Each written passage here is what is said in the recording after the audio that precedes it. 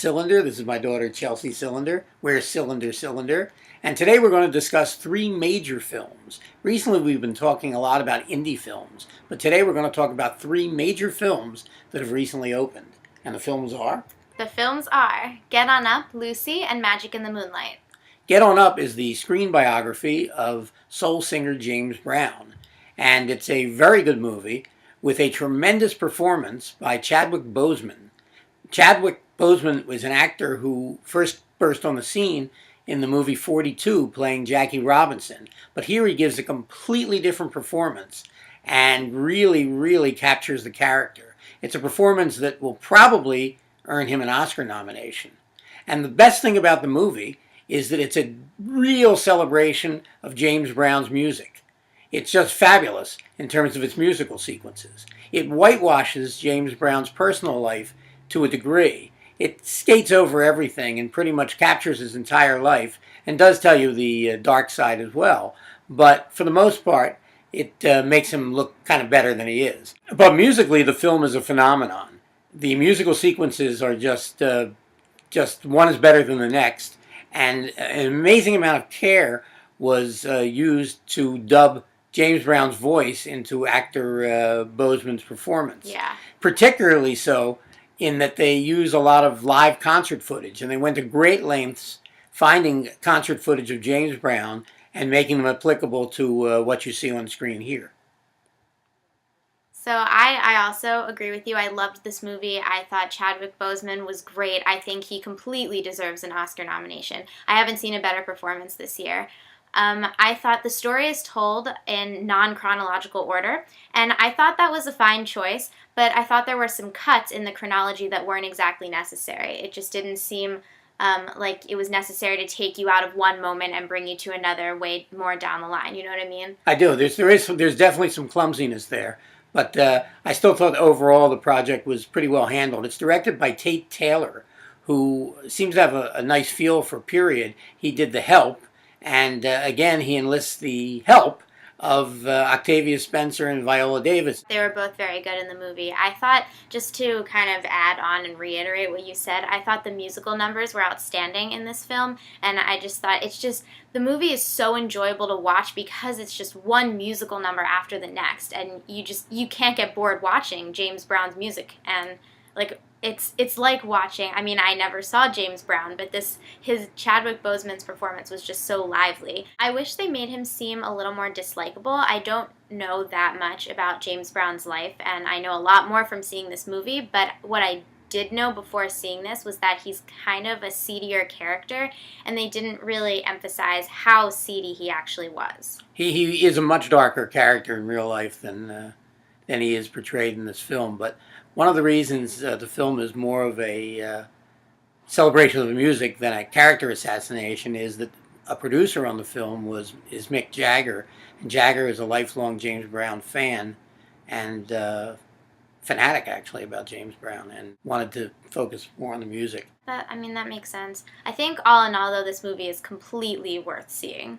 I think so as well. I think it's actually among the better movies I've seen this year. I agree. And it really does. I saw James Brown live several times, and this movie really captures what it was like to see James Brown live, which is quite an accomplishment. And quite a compliment as well. Him live. The second movie we're going to talk about is Lucy, which is directed by Luc Besson and stars Scarlett Johansson and Morgan Freeman. This is a movie I don't care much for. I think it's very visual, but it's got very little on its mind, and I was just completely bored. People say, how can you be bored when the movie is nonstop action? Well, it's true that it is nonstop action, but there's nothing interesting about it. The only thing that really captured my attention, and she usually does, is Scarlett Johansson. But in this case, she really holds the screen and makes the film very watchable. So in case you don't know that much about this movie, the movie centers on a woman played by Scarlett Johansson who is in essence drugged and now is able to use way more of her brain capacity than the normal human being can. So the thing that I didn't love about this movie was that I just didn't care about anything. I didn't care about the story. I didn't care about the characters or any relationship between the characters. And it just made me feel like I was just kind of sitting there watching like some action that I didn't find to be all that great. I think that Scarlett Johansson did a good job carrying the movie along, because I think if she wasn't in it and they had somebody else who wasn't as good, I really think there would be absolutely nothing to the movie. No reason to see it at all. And I don't know if there's and you won't necessarily be reason using, to see the movie at all, even with her in it, but she is good in the movie. Well, one thing's for sure, you won't be using much of your brain capacity if you go see Lucy. That is true. A saving grace is that it's only 90 minutes, so you won't be Also using much true. of your brain capacity for only 90 minutes. Magic in the Moonlight, the third film we want to discuss, is the new film by prolific writer-director Woody Allen. His latest film is set in the south of France in the late 1920s and stars Colin Firth and Emma Stone. Colin Firth plays a very successful magician who is called upon to expose a fraudulent spiritualist, played by Emma Stone. Romance and some silly situations ensue in what is pretty minor league Woody Allen. It's an entertaining movie to watch, but he borrows heavily from a lot of his other movies, as well as from George Bernard Shaw's Pygmalion. I really enjoyed this movie. I think I enjoyed it more than you. I think Colin Firth gives a great performance. Great performance. Yeah, this is the perfect role for him, and I think it was interesting you said that he's being considered for the revival of My Fair Lady, and if this role is kind of like a Henry Higgins character, then he'd be perfect. It's like an audition for playing Henry Higgins in My Fair Lady, actually. Yeah, so, yeah, he was very good. I thought Emma Stone was fun to watch also. I did too. Yeah, I think the whole cast is good. Marcia Gay Harden's in it. I like her. I wish she had a little more to do. Yeah, she has very little to do in Yeah, I like her.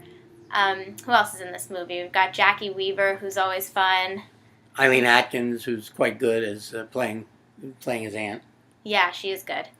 The whole movie's just silly and fun, and I thought it was a typical enjoyable Woody Allen. He never disappoints, in my opinion.